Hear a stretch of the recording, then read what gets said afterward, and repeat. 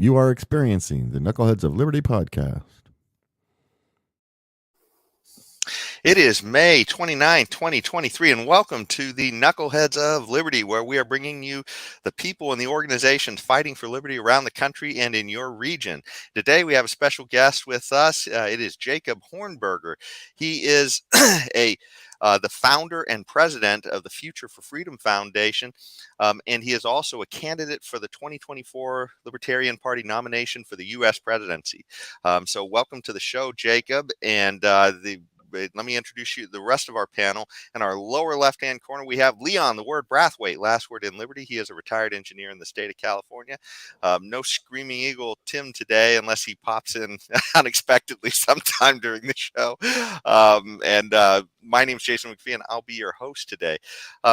So this first show, we're going to kind of get to know Jacob and about his campaign running for presidency as the Libertarian, to try to become the Libertarian Party nominee for presidency. So Jacob, do you want to tell us a little bit about how you got involved in running for this position? Yeah. Well, first of all, thank you very much for having me. You know, over the years of my life, I've often been accused of being a knucklehead, so I feel right at home with you guys. There you go. So I started out my professional career as a lawyer in my hometown of Laredo, Texas. I was a trial attorney for 12 years, and that was my first passion in life ever since I was a kid. And then I discovered libertarianism, and that became the bigger passion in my life. And so after 12 years of doing trial work, both jury trials and non-jury trials, I decided to leave the practice of law to become program director at the Foundation for Economic Education in New York. And then 2 years after that, I founded the Future of Freedom Foundation. And soon after I started FFF, I joined the Libertarian Party. I would serve 3 terms on the platform committee. And then I ran for the presidential campaign 3 years ago. And then I'm in the race again this time. And the reason I'm running is, you know, these Democrats and Republicans, they're taking our country down, guys. I mean, we all know that as libertarians. They've got this massive death machine that inflicts death all over the world, including here in the United States. Martin Luther King called it the greatest purveyor of violence in the world.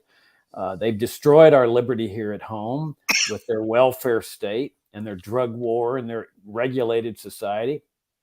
So I'm running to bring a free society to America, to raise people's vision to what the genuine principles of a free society are.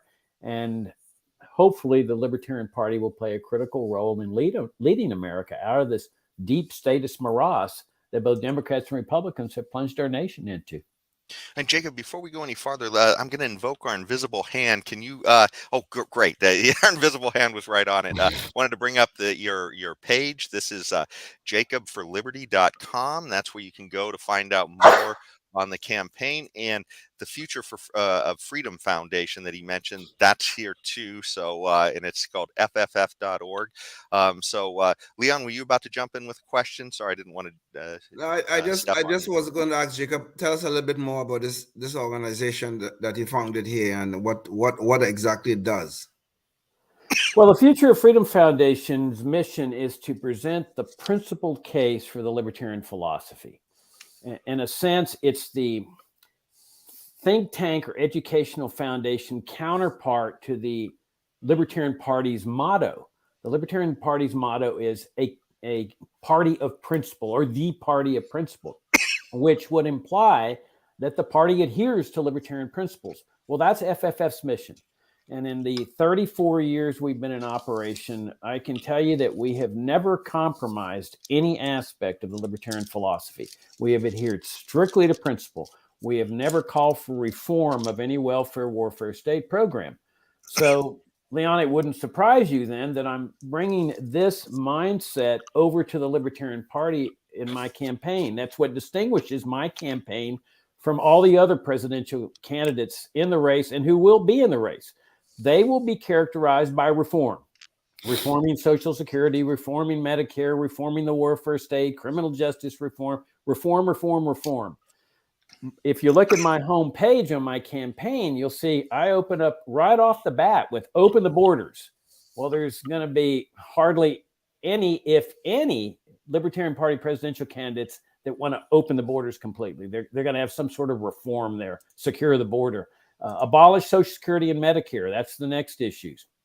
You're not going to have a presidential candidate in the Libertarian Party that calls for that, except for me. So, and this is what I've been saying for 30 years here in the party. Our principles are our greatest asset. And so I want to be the party's nominee because not only do I believe that these principles will lead America to freedom, I think the only way to garner votes. The reform message we know does not garner votes. It's a loser as far as garnering votes. The principal message is the winner in terms of garnering votes. So in terms of, without getting too much into the weeds of your campaign, you just said you would like to abolish Social Security. I mean, that to me is a good thing. But what do you do about the people who are currently in the system?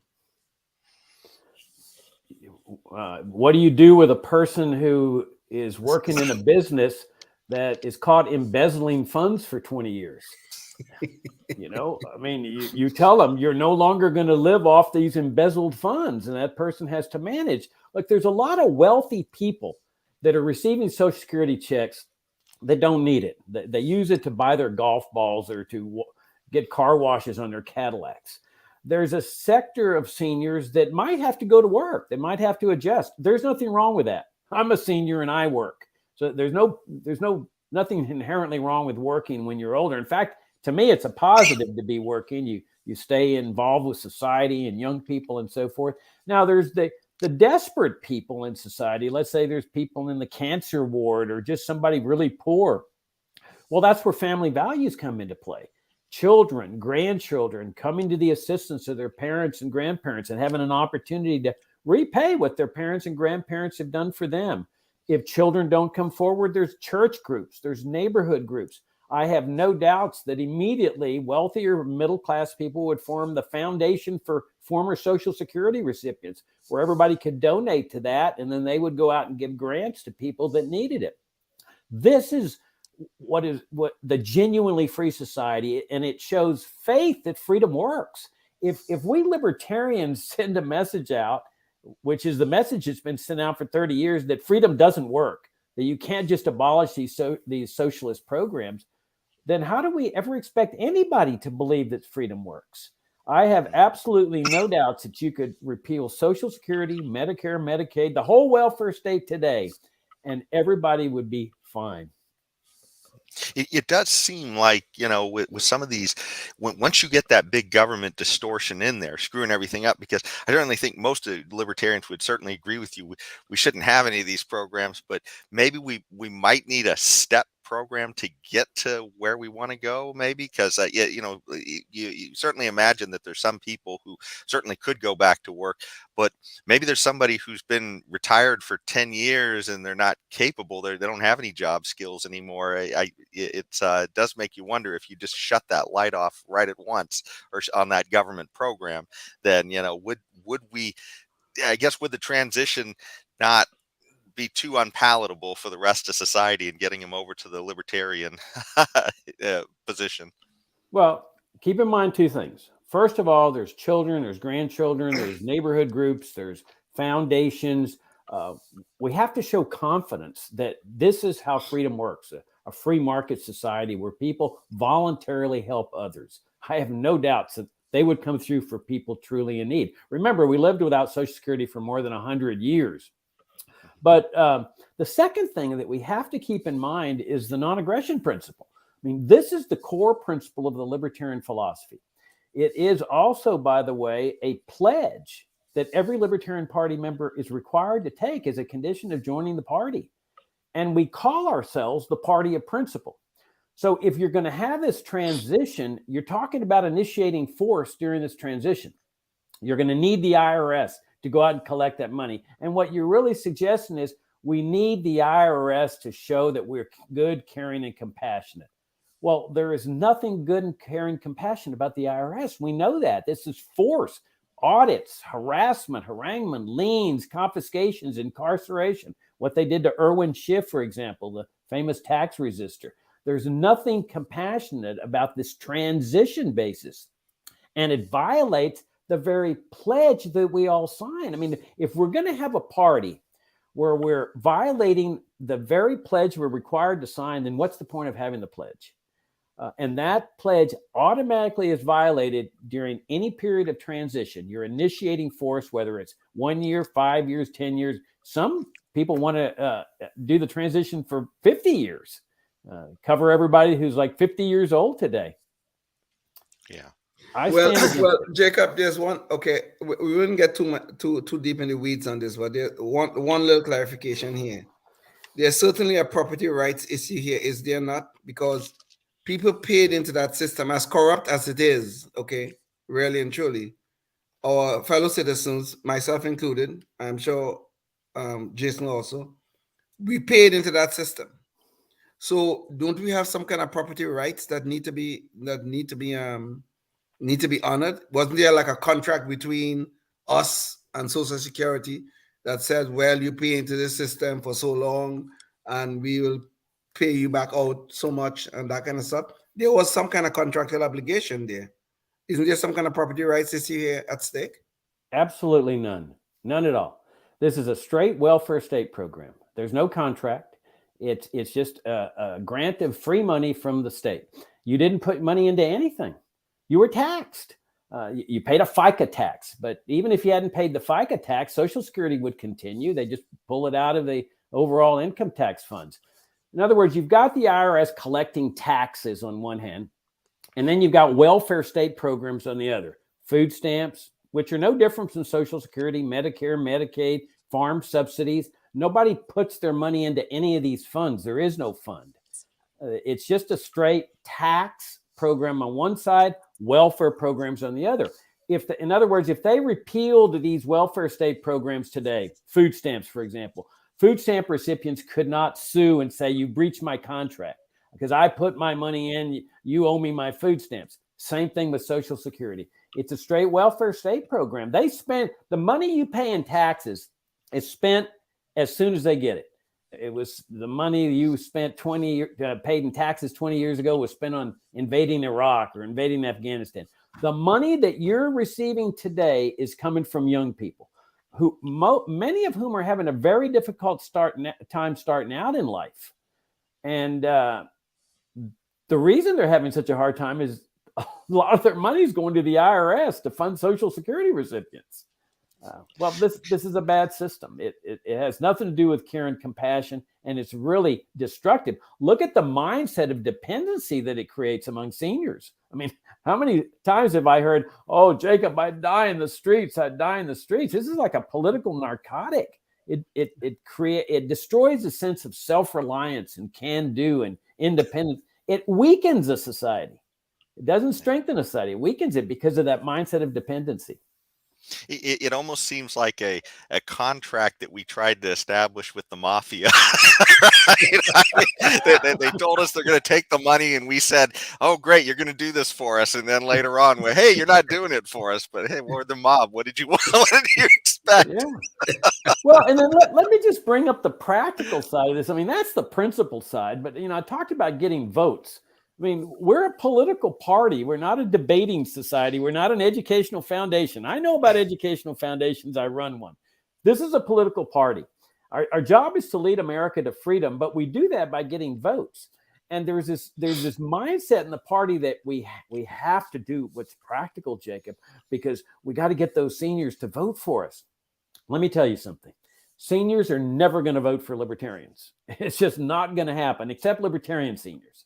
But the regular seniors, you can scratch that vote entirely off. That this notion in the party that we need to focus on senior votes is ridiculous, because why would they vote for us? They know that we want to get rid of this program. As soon as they hear privatization or opting out, they're out of there. They're going with the Democrats and Republicans. So from a practical standpoint, that's a loser position, Social Security reform. What we need to be doing is calling for the principal position and concentrating on getting young people's votes, saying you're no longer going to have to pay these taxes and Social Security. You're going to have a lot more money to have a down payment on a house or to go buy a car. And then you have the responsibility of taking care of your parents if the need arises. Now you're talking about practical politics. And this is what I'm saying is the campaign of principle that I'm offering is a vote getting principled campaign as compared to the reform campaign. Well, Jacob, one of the things I wanted to steer you back towards, you mentioned this early on in the conversation, that when you were a trial attorney, that's when you discovered liberty. One of the problems we have is almost all of us go through this state monopolized education system, and it's not a sure thing that any of us even discover liberty. So what rang your liberty bell? How did you come to discover these principles? That's a fascinating way you phrase that question, because I was a product of public schools, and I got indoctrinated in public schools. When I went back to Laredo to practice law, my hometown, I was a liberal Democrat. I really believed that government should be taking care of the poor and the needy and the disadvantaged. I was on the Legal Aid Board of Trustees, which provided free legal care to the poor. I was the ACLU representative in Laredo. And then I walked into the public library one day. I was in my late 20s and looking for something to read. I was kind of disillusioned with politics. And so I see these 4 little books there on a shelf, different colored books. They were called Essays on Liberty, volumes 1 through 4. And I pulled them off the shelf and they just blew me away. I mean, it was a straight road to Damascus experience. I checked all 4 of them out, pored over them, read them again and again. And the thing about these books, they had been published by the Foundation for Economic Education 20 years before, where I ultimately went to work. But they were hardcore principled essays. There were none of this reform crud, Social Security privatization, health savings accounts, school vouchers.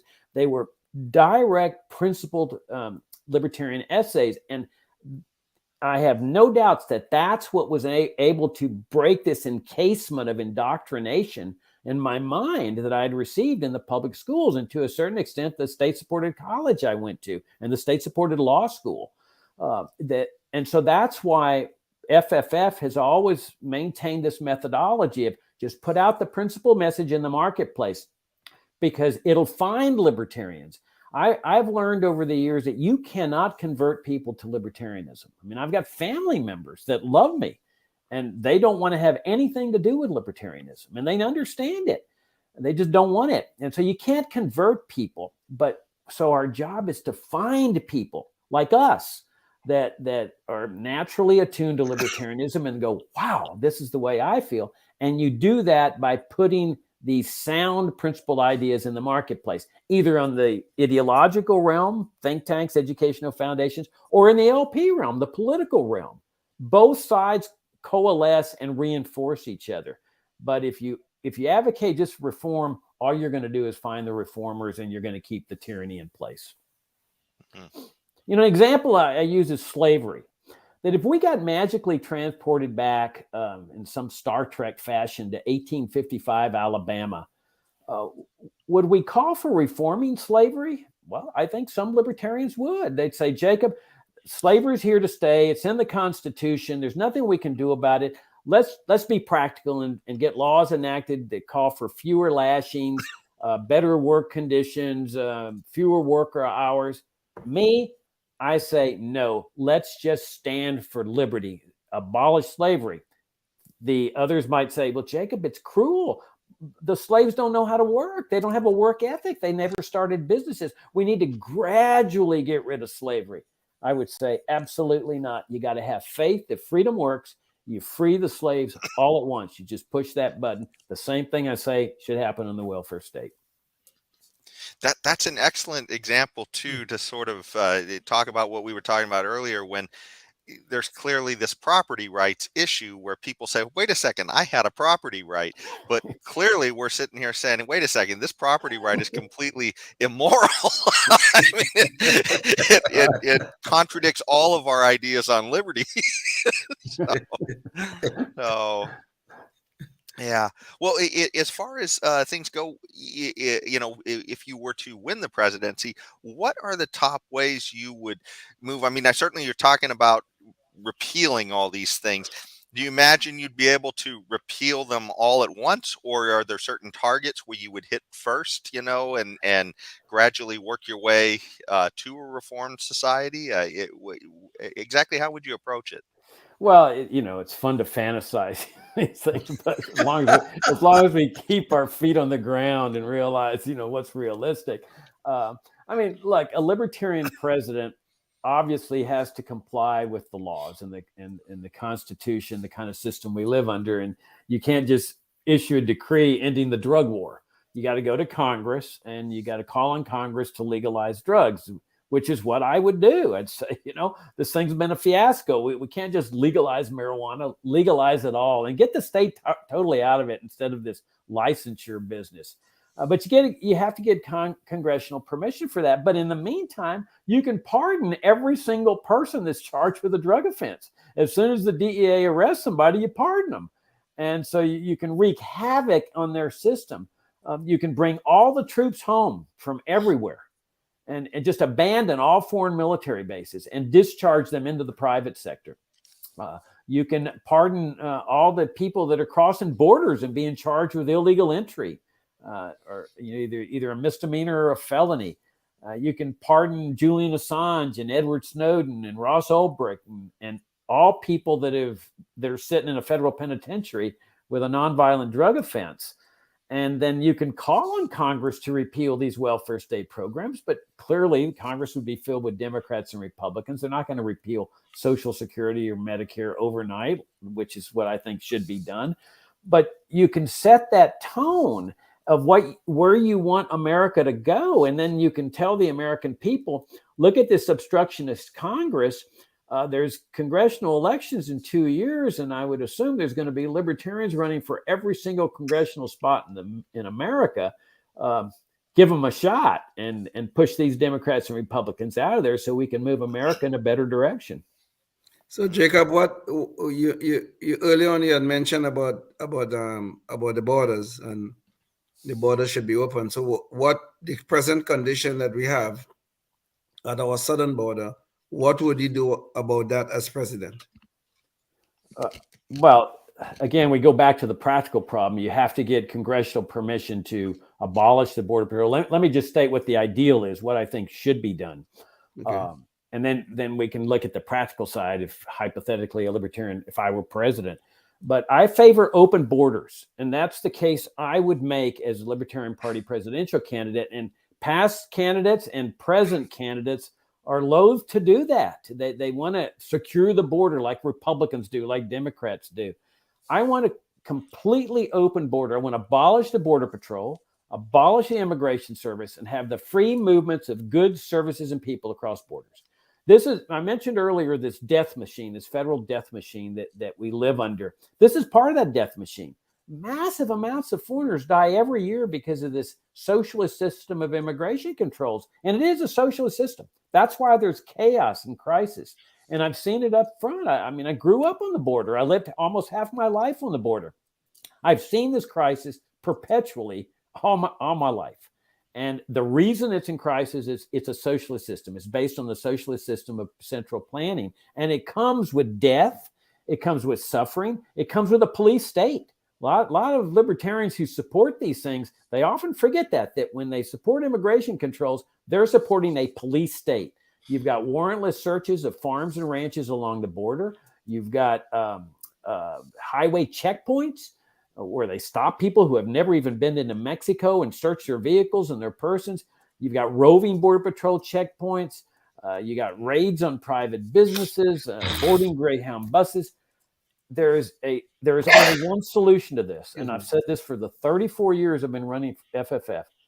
Open the borders. There's no other solution to this crisis. If you open the borders, the crisis goes away immediately.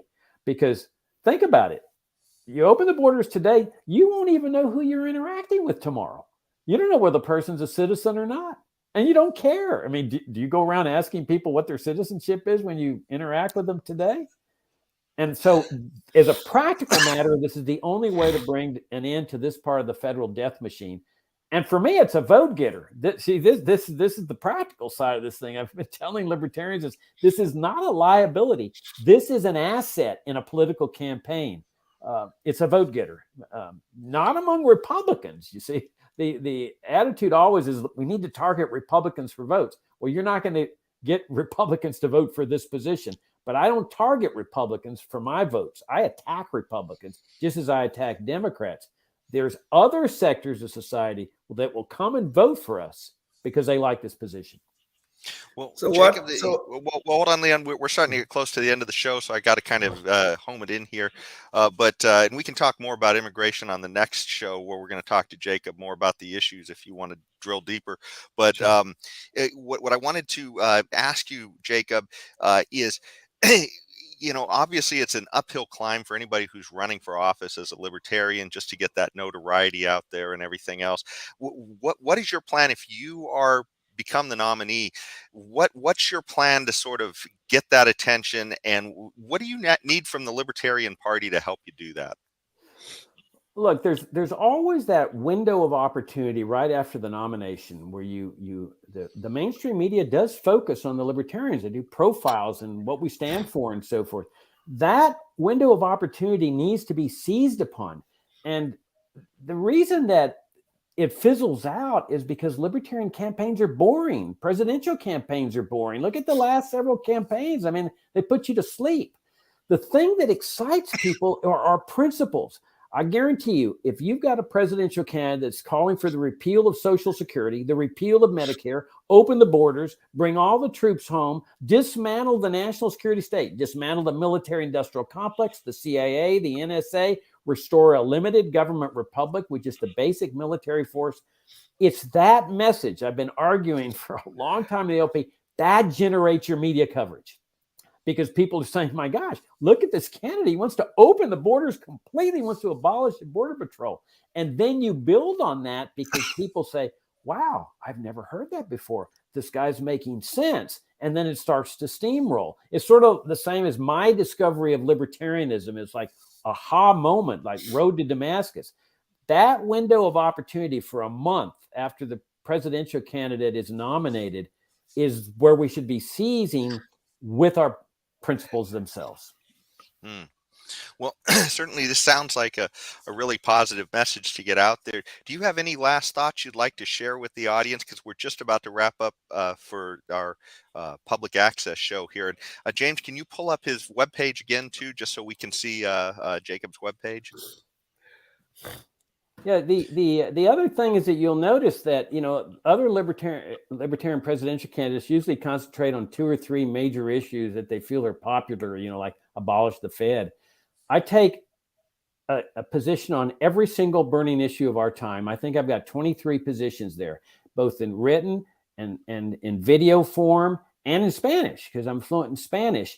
Because I want people to understand where I stand on every burning issue of our time. And I want people to see what we libertarians stand for. As I indicated earlier, this is our greatest asset. And we need to fight as libertarians. And that's what I want. I would love to win this nomination, to go in there and fight as a libertarian against both Democrats and Republicans. I'm also posting 3 to 5 minute videos about 3 times a week going after DeSantis, Trump, Biden, Kennedy, and the major candidates in the other parties. I'm using this period of time from February up to about November to show people what kind of campaign I would run against those guys. Well, thanks so much, Jacob, for letting us know that. And by the way, if you enjoyed this, we're going to have another show with Jacob that you can check out online, where we're going to dive into all the issues. But thanks again, Jacob, for joining us. And thank you out there for joining us as well. And until the next show, stay tuned and stay free. yes, indeed. Thank you, guys. Thank you. Life, liberty, and the pursuit of happiness, always and forever. Thank you for listening to the Knuckleheads of Liberty podcast. Find us on Facebook, Rumble, YouTube, your favorite podcast network, and at knuckleheadsofliberty.com.